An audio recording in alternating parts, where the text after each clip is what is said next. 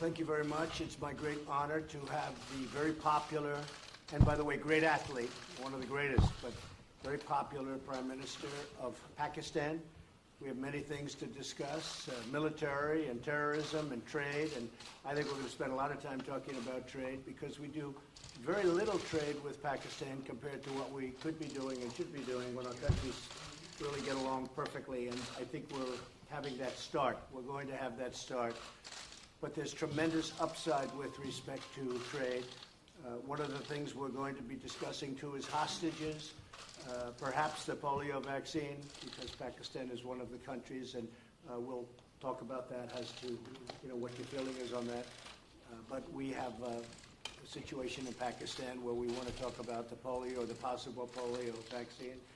And I think we're going to have great meetings. We're going to be spending a long time together. We have our representatives meeting right after we're finished, and we just came out, Mr. Prime Minister, with tremendous economic numbers for the United States, the best we've ever had. We have the best economy we've ever had, and I think we can shift some of that over to Pakistan. We should be doing tremendous business together, so I look forward to it. Inshallah. And it is an honor to have you with us. Well, I've been looking forward to this meeting since I assumed office as Prime Minister of Pakistan. I mean, the United States is vital for Pakistan. We have links which have gone back since Pakistan became independent. We've been fighting wars together. First, Soviet invasion of Afghanistan, Pakistan was a frontline state, allied to the US, and then again the war on terror, which was after 9/11.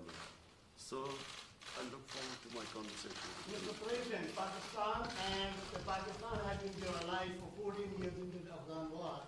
So face terrorism, face economic disaster and all that, and still we were taken to the court with all the accusations that Pakistan is not a responsible state.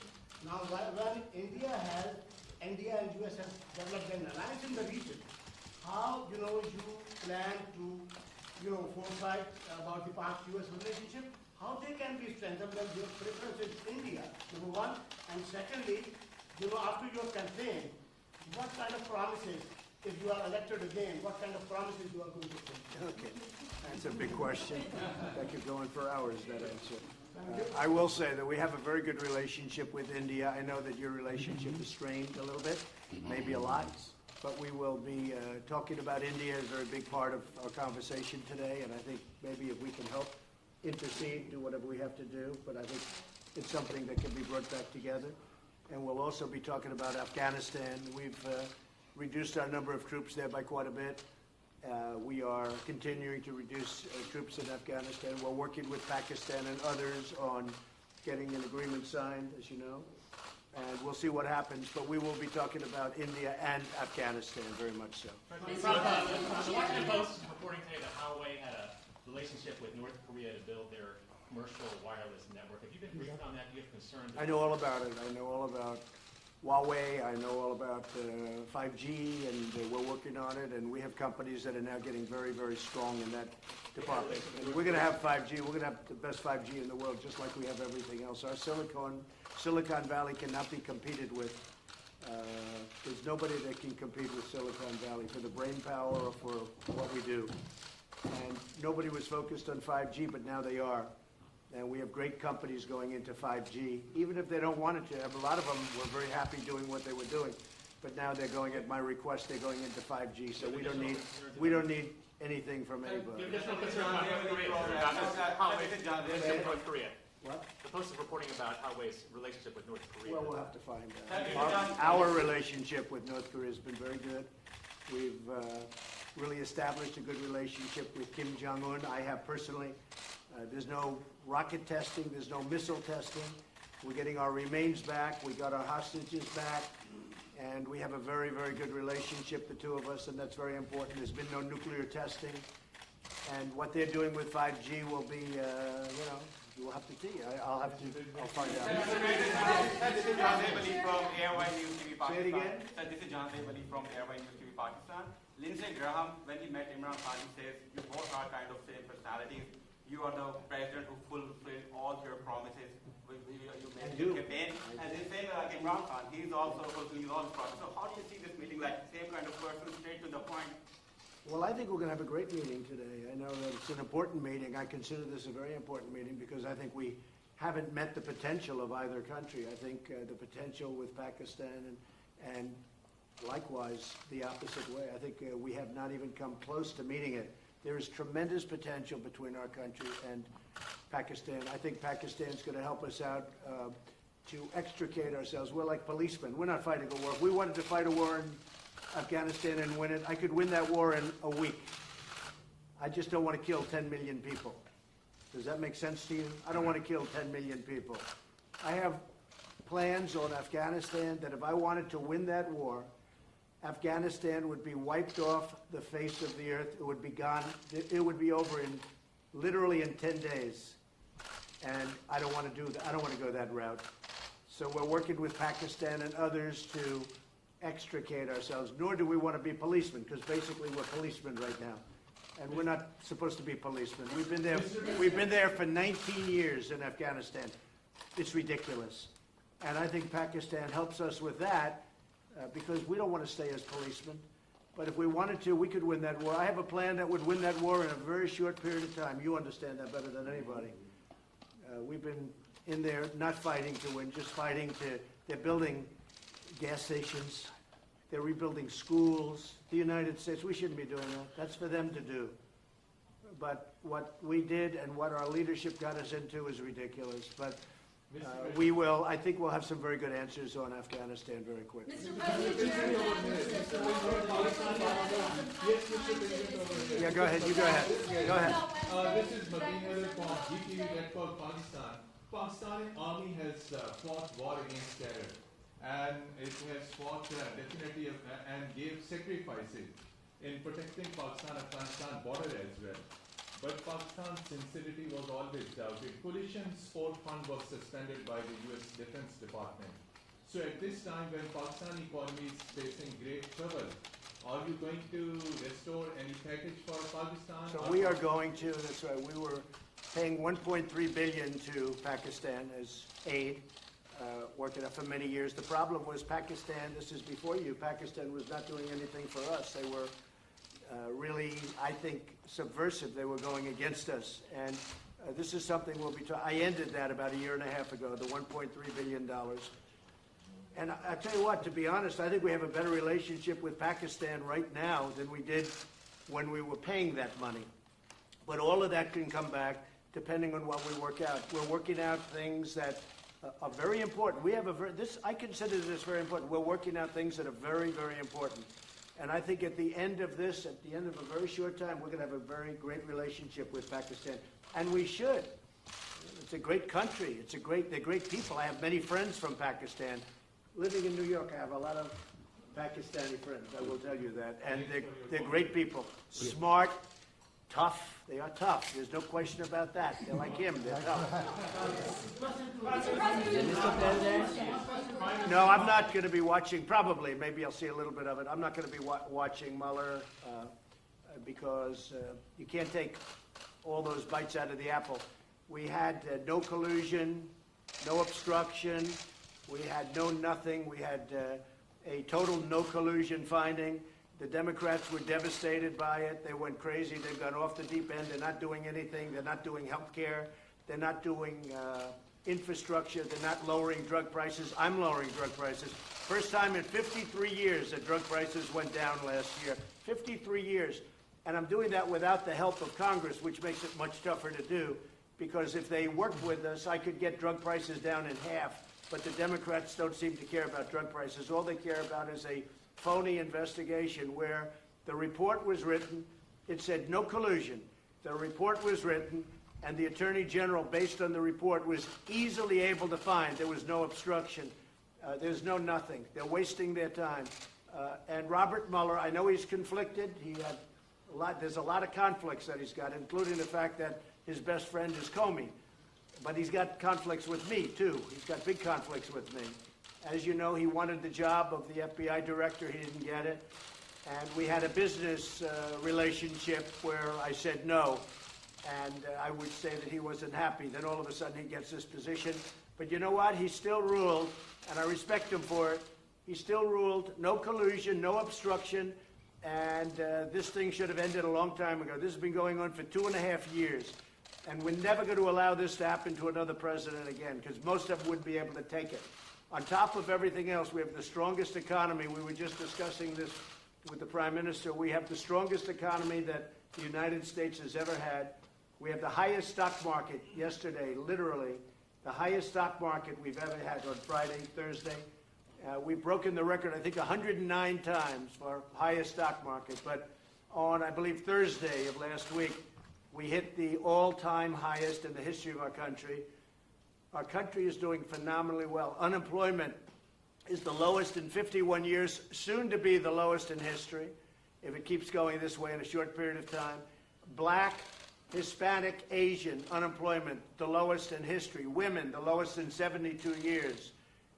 Nobody has ever done what we've done. Nobody's done in 2.5 years what we've done. The biggest tax cuts in history, the biggest regulation cuts in history, so many things for health care. We got rid of the individual mandate, which was the worst part of Obamacare, and what it's going to end up, if we end up winning the House back, we keep the presidency, we should keep the Senate, we should keep the presidency, I would think easy, when you have the strongest economy in the history of our country, and somebody's going to run against that particular president, even though in this case it's me. In theory, I have a big advantage. I don't know. I'm going to have to ask you. But in theory, I have a big advantage. So a lot of great things are happening. But the Democrats, they don't want to talk about that. They want to stay off the economy subject. And what they're doing is just hearing after hearing after hearing. It's nonsense, okay? They tried an impeachment vote, and they got slaughtered last week. They got absolutely slaughtered. It was the most ridiculous. I didn't even know they were going to do it. And I'll tell you, just in finishing, I have a lot of respect for the Democrats because most of them voted against impeachment last week. And I have a lot of respect for those Democrats that did that because they're doing the right thing for the country. No collusion, no obstruction. Okay. Anybody? Sir, on debt talk, can you tell us if there's a deal soon? Yeah, we're talking about it. Secretary Mnuchin is talking about it. We're having very good talks with the Speaker of the House, with Nancy Pelosi. We're having very good talks with Chuck Schumer, and of course with Mitch McConnell and Kevin. We are, Kevin McCarthy, we are, I think, doing very well on debt. If you look at debt limit, however you want to define that, but we're doing very well on that. And I think we're doing pretty well on a budget. Very important that we take care of our military. Our military was depleted, and in the last 2.5 years, we've undepleted it, okay, to put it mildly. We have made it stronger than ever before. We need another big year.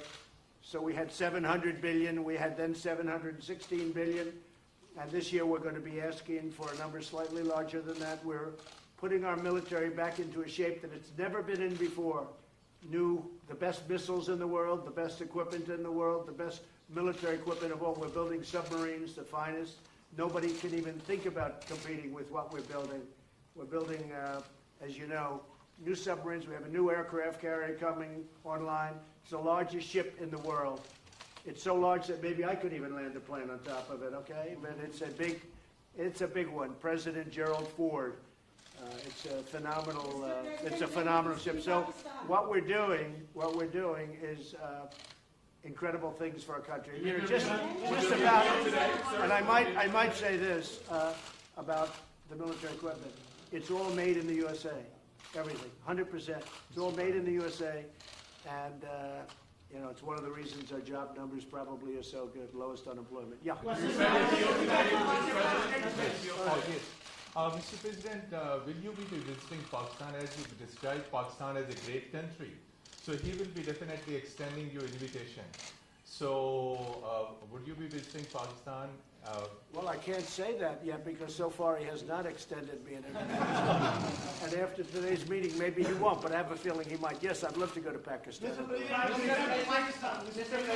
Yes. Behzad Salimi here from Pakistani news channel Ab Tak. Is there any exact date or time frame of U.S. troops withdrawal is under consideration at your administration? Are you talking about from Afghanistan? Yes. Yeah, we have already withdrawn quite a few, and we're doing it very slowly, very safely. and we're working with Pakistan and with, as you know, we're negotiating with the Taliban, and we are doing, I think, very well in that regard. Again, it's something that we could do. We could go one of two ways. We could do a number the likes of which they've never seen before and win it very quickly. I don't want to do that. I don't want to do that because you're talking about millions of people, and I don't want to do that. And we're working with Pakistan on getting a solution. And I think it's being worked very well. Would you say Will there so, still Mr. be President? troops there? Can you respond to this question? Well, I don't know. We're moving a lot of them out. And Do you want them to be we've done what we were supposed to do. We've been there for 19 years, and we've acted as policemen, not soldiers. And again, if we wanted to be soldiers, it would be over in 10 days, 1 week to 10 days if we wanted to. But I have not chosen that. Why would we kill millions of people? It wouldn't be fair. In terms of humanity, it wouldn't be fair. So we're doing very well, and I think that Pakistan is going to be a big help. Yes, Prime Minister Khan, so how would you like to comment on? Say it. What role do you see for India in Afghanistan? And Mr. Prime Minister, same question to you. What does India have a role to bring peace in Afghanistan? You see, this is the closest we've been to a peace deal in Afghanistan. And there is no military solution in Afghanistan. There is no military solution because, as Mr. President says, if you go all out military, there will be millions and millions of people who would die. So there is only one solution. And I feel, and I think we will discuss this, it's the closest we have been to a peace deal. And we hope that in the coming days, we will be able to urge the Taliban to speak to the Afghan government and come to a settlement, a political solution. And what the Prime Minister, excuse me, what the Prime Minister just said is a very big story, and that's 100% true. We've made a lot of progress over the last couple of weeks, and Pakistan has helped us with that progress. But a lot of great things are happening. A lot of things are happening for the United States, and I think a lot of great things are going to be happening for Pakistan too, under your leadership. I really feel that. Thank you. Are we closer to negotiations or to armed conflict? I think Iran doesn't know where they are. I've been watching and reading a lot of reports, and right now they're a very mixed up country. They don't know whether they're coming or going. They have tremendous problems economically. Their country's in turmoil. They're having demonstrations all over Iran. Their inflation rate's at 75%. They have a lot of problems. So whatever it is, it is. I'm just going to sit back and wait. Let's see what happens. But I will say they are doing very poorly as a country, and we'll see what happens. We did actually, because they said no, and it's a religious country or religious leaders, but they lie a lot. We did shoot down. Unfortunately, we had to shoot down a drone. The drone came down. You know how it came down with a new technology that's actually quite amazing. But we took down one of their drones. Instead of saying, yeah, that happened, they lie. They say it didn't happen. So we have, there's a lot of proof. It's called, take a look at it on the ocean floor. Just go down there, take your scuba gear and go down there in the ocean. One of you would do that, I know. But we took down a drone.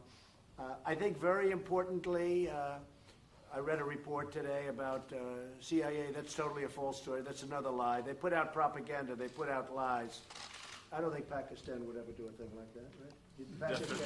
Pakistan never lies. Definitely not. But Iran does, unfortunately. So let's see what happens with Iran. We are ready for the absolute worst, and we're ready for sense, too.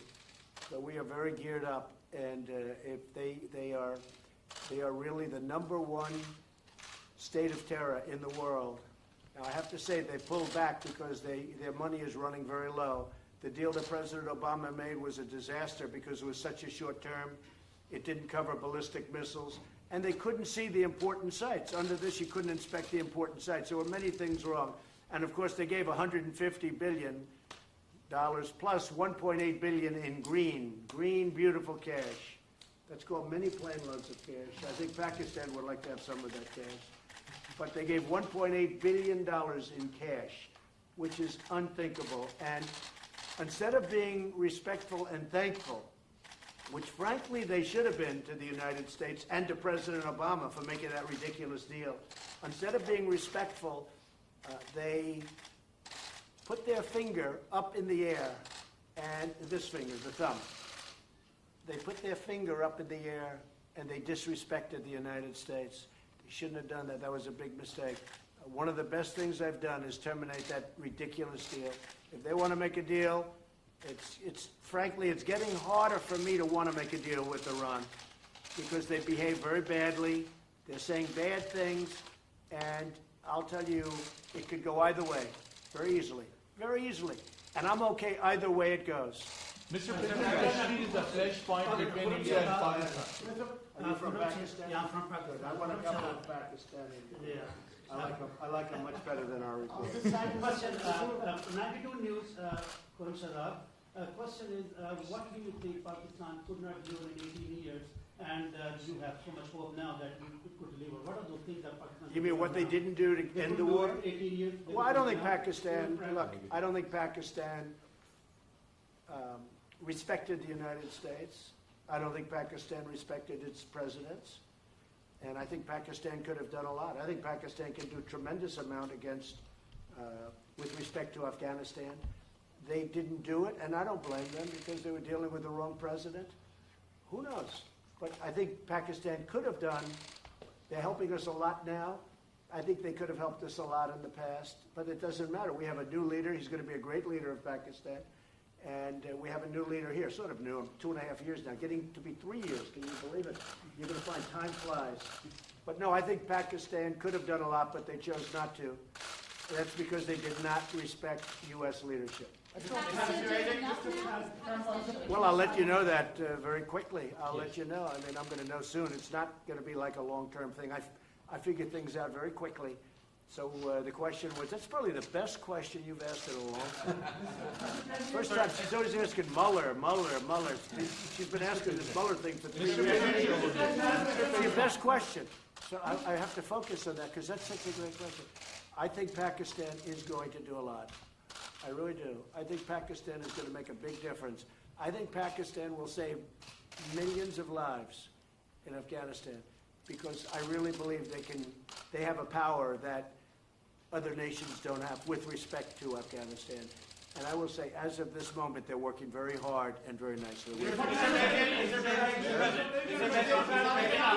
and video of protesters in Hong Kong and these ongoing protests being beaten by gangs, and potentially the Hong Kong and Chinese governments sort of looking the other way, allowing these peaceful protesters to be beat. Have you seen any of that footage? Have you been briefed on any of that? Do you have any Well, I have, message to and Beijing and China? you know, I know President.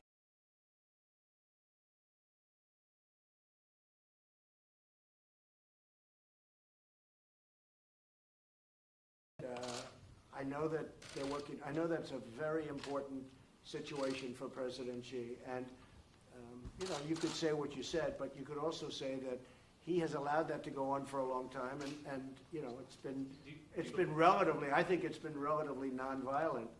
Do you believe that protesters should be allowed to protest on the streets in Hong Kong as they've been? Well, they are. I mean, they are. I don't think China has stopped them. China could stop them if they wanted. I think that, again, I'm not involved in it very much, but I think President Xi of China has acted responsibly, very responsibly. They've been out there protesting for a long time. I've never seen protests like it where you have that many people. It looks like 2 million people. Those are big protests. But I think that I hope that President Xi will do the right thing. But it has been going on a long time. There's no question about it. Anybody want to take a question? Yes. Mr. Prime Minister, over here, yes, first. Mr. Prime Minister, Mr. President made good remarks about Pakistan and said that Pakistan can help a lot to end the violence in Afghanistan. The dialogue process and reconciliation process. So what really Pakistan can do to bring peace, because you are also accompanied by your military commander, General Bajwa, and other security team. So what solution Pakistan, what strategy paper you have to push forward the peace and reconciliation process in Afghanistan and assurances to the U.S.?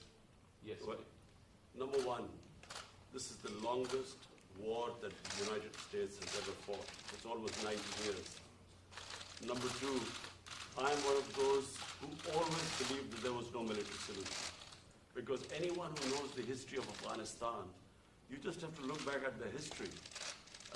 There was always going to be a political settlement at the end.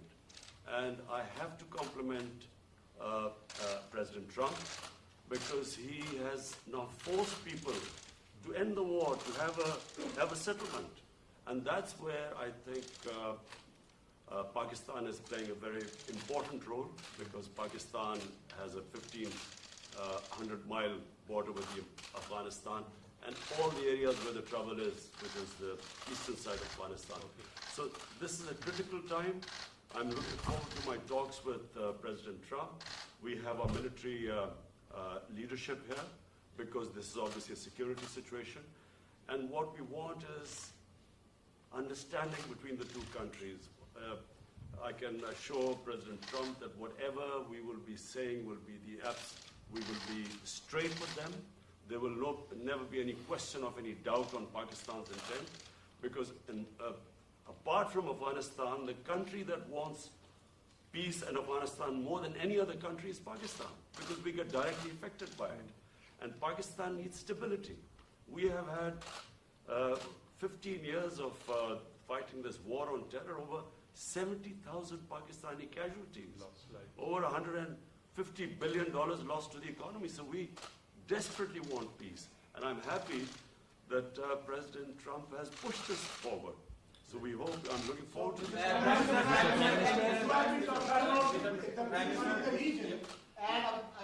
apart from Afghanistan, there is another security threat in South Asia, and that is Kashmir dispute unresolved even by the United Nations and even by the U.S., who voted in support of that resolution in the U.S. Now, are you going to make any kind of permission and intervention of President Trump? And the same question to Mr. President Trump. Is he going to play any role in that? Okay, he's got it. I will be asking President Trump. It's the most powerful country in the world, the United States. It can play the most important role in bringing peace in the subcontinent. You know, there are over 1.25 billion people in the subcontinent. They are held hostage to the issue of Kashmir, and I feel that only the most powerful state, headed by President Trump, can bring the two countries together. From my point, I can tell you, we have tried our best. We've made all overtures to India to start dialogue, resolve our differences through dialogue. But unfortunately, we haven't made headways as yet. But I'm hoping that President Trump would push this process. So I was with Prime Minister Modi 2 weeks ago, and we talked about this subject. And he actually said, "Would you like to be a mediator or arbitrator?" I said, "Where?" He said, "Kashmir," because this has been going on for many, many years. I was surprised at how long it's been going on. 70 years. I think they'd like to see it resolved, and I think you'd like to see it resolved. And if I can help, I would love to be a mediator. It shouldn't be, I mean, it's impossible to believe two incredible countries that are very, very smart, with very smart leadership, can't solve a problem like that. But if you would want me to mediate or arbitrate, I would be willing to do that.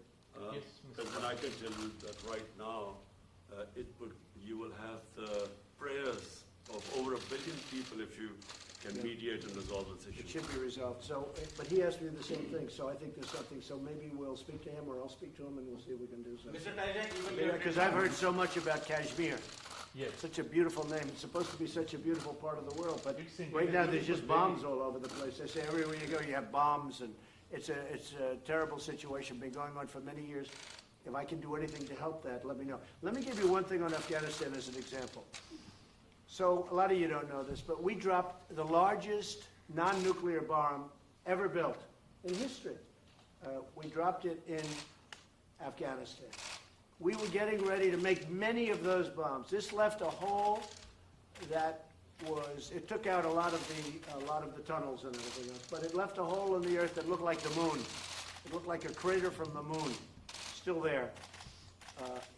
Nobody's ever seen anything like it. People heard it 15 miles away. They said, "What was that?" It shook the earth. Non-nuclear.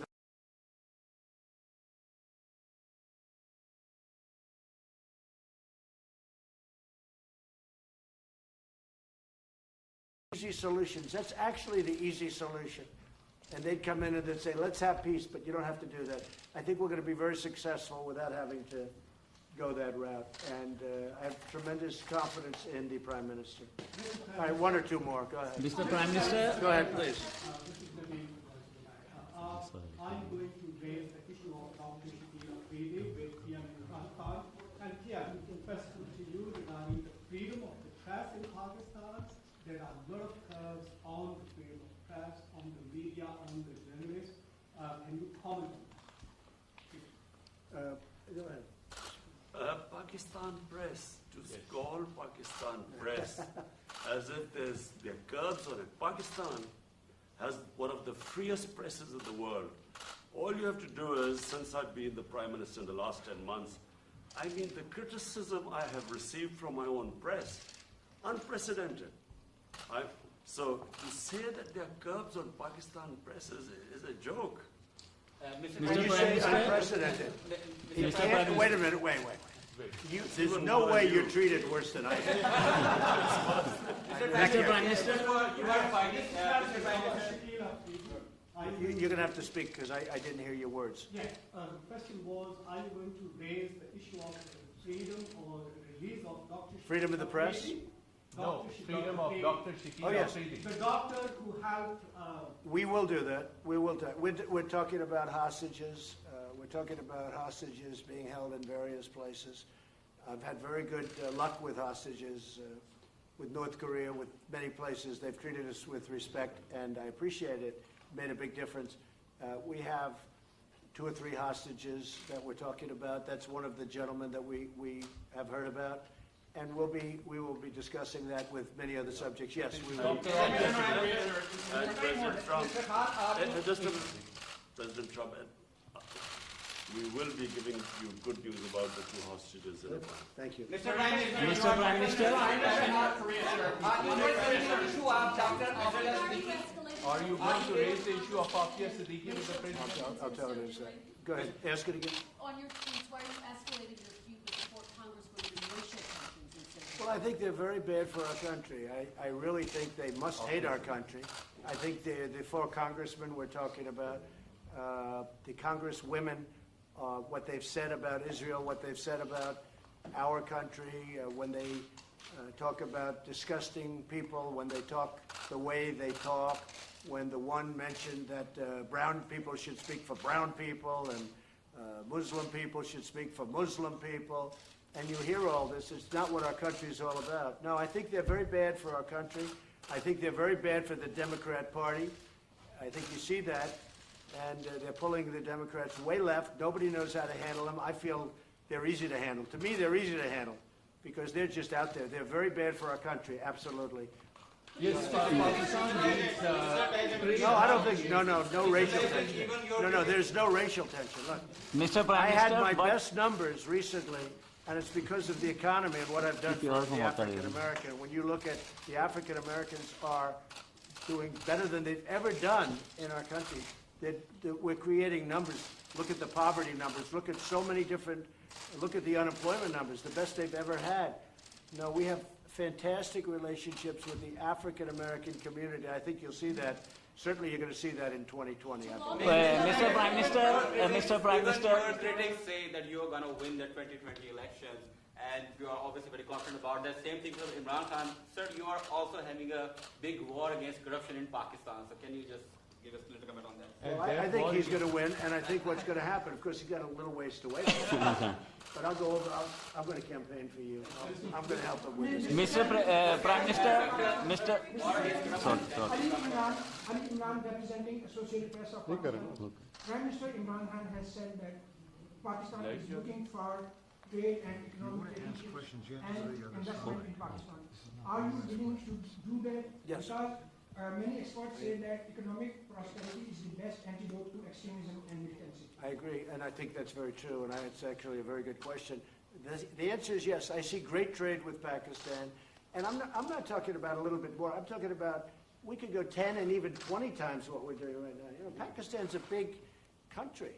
It's actually a very big country, and they have tremendous product. They make great product. They make tremendous. I bought from Pakistan over the years when I was in the private sector. They make incredible product. They're brilliant people.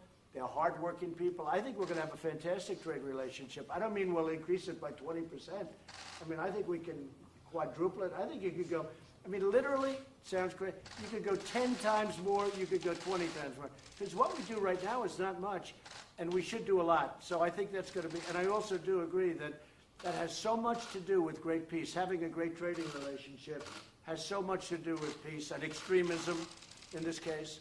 I think it can have, so I expect that we will, within a very short period of time, start having very significant trade with Pakistan. Sure, are there any working level talks with North Korea scheduled at this point since you met with Kim Jong-un? No, we just have a very good relationship, and probably they would like to meet, and we'll see what happens. There was a little correspondence recently, very positive correspondence with North Korea.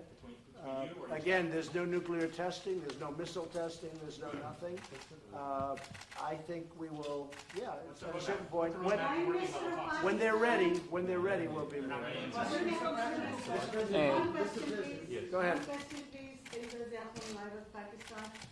Did you raise the voice for Dr. Afia speaking? Well, things discussed, so that would be for afterwards. We'll discuss. Mr. Prime Minister, We'll be discussing it. Mr. Prime Minister, what are your specific? One of the provinces of Pakistan, Balochistan, where India is sending non-state actors to destabilize, and the people from there are going to Europe and other places. And there is a feud getting asylum in India, which is actually an indication that India is helping those non-state actors to infiltrate in Pakistan and create that. And one of the guys Pakistan is holding, which was leading the network. So, do you think that the U.S. will be playing a role in stopping India to, I think I can very well. I have a very good relationship with Prime Minister Modi, and I think we're going to have a phenomenal relationship with the Prime Minister of Pakistan. I do think that it's a two-way street. You say India's coming in and destabilizing Pakistan, but India's saying that Pakistan's coming in and destabilizing. So there's a lot of room right there where we can meet. I think we can meet. You had a question on Puerto Rico? Step down right now. One question. Did he step down? Oh. Look, he's a terrible governor. I think you have an even worse mayor of San Juan. She's horrible. I think she's horrible. I watched her. My people did nothing but complain about her when we helped them with their hurricane problem. The mayor of San Juan, Puerto Rico, is a horror show. She's incompetent, grossly incompetent. At the same time, the governor's not good. So the United States Congress, you won't believe this. Please close your ears, because this would be, gave Puerto Rico $92 billion last year for hurricane relief. Now, they haven't got the money, all of it, but they've got a lot of it, but they're scheduled to get. The Congress of the United States handed them $92 billion. And that $92 billion is in the hands of incompetent people and very corrupt people. But the governor has done a terrible job, and the mayor of San Juan she's horrible. I think she's just terrible. She's so bad for her people. And I think the government of the United States, they have to be careful.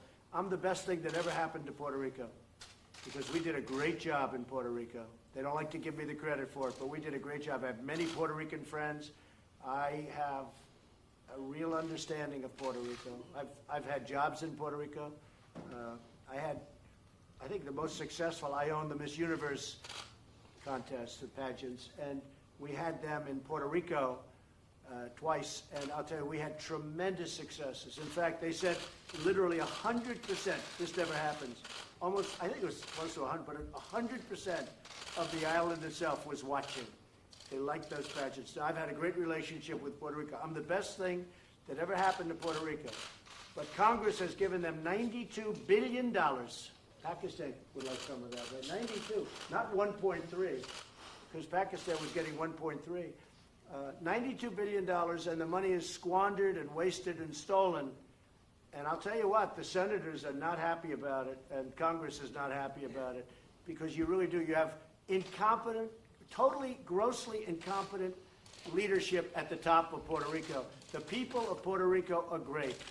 And the people of Puerto Rico like me, and they should, because nobody's given them what I give them. But the leadership is corrupt, and incompetent. Thank you very much, everybody.